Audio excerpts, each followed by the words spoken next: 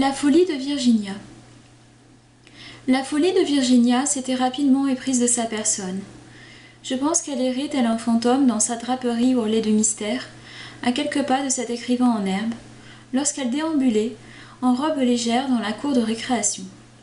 Un doux visage aux sombres yeux graves, qu'elle ne semblait guère reconnaître au travers du miroir, un logement sans âme, des bosquets inodores, l'ennui et une nouvelle école avec de nouvelles règles. Tout cela avait creusé une brèche en elle, et la virulente folie s'y était infiltrée. C'était comme si elle s'était immergée le corps à vif dans une rivière dangereuse, emplie de bactéries. Elle n'était au courant de rien. Ce courant l'avait emportée, et elle n'avait plus d'emprise sur rien.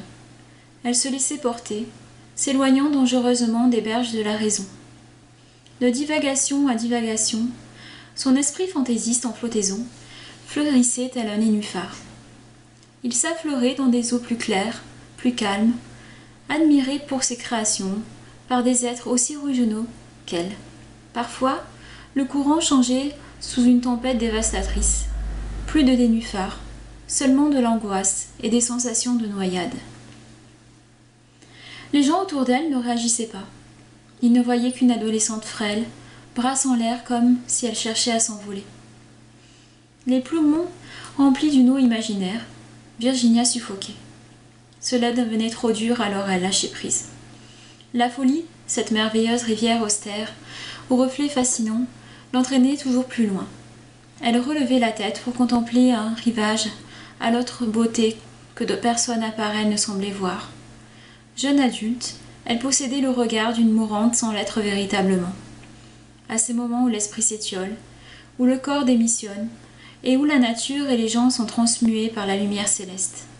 L'envie de toucher terre se manifestait parfois. Elle lançait ses SOS à l'eau, pour savoir comment faire pour ouvrir une porte. Nulle porte ne s'ouvrait dans son monde, tout fouillait entre ses doigts. Elle était comme un oiseau des mers, à son aise en flottaison, maladroite sur terre, et ivre de vertigineuses sensations. Elle n'avait pas de demi-mesure. C'était la profondeur sous-marine ou les airs, jamais d'entre-deux.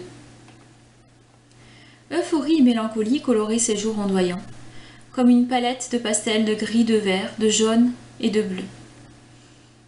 Elle savait que ces jours jaunes si éblouissants et si brûlants la consumaient. Aller si haut pour toucher le soleil et ses rayons n'auguraient rien de bon. La chute la plongeait toujours plus loin, dans les abysses mélancoliques. Ensuite, il n'y eut plus que du gris, mais seulement du noir. Aveugle, elle ne retrouvait plus le chemin. C'était l'ivresse des profondeurs. Les pieds enfoncés dans un vase, aussi confortable que des coussins, et le reste du corps prisonnier du froid. Bientôt elle ne sent plus rien, mais son esprit forme des vagues colorées. Elle devient universelle. Les gens l'associent à un feu d'artifice, à un éclat de rire, à un chagrin bruyant ou à un arc-en-ciel. Elle vit encore un peu, ou peut-être plus vraiment. Qu'importe. S'avancer comme l'eau, fuyante.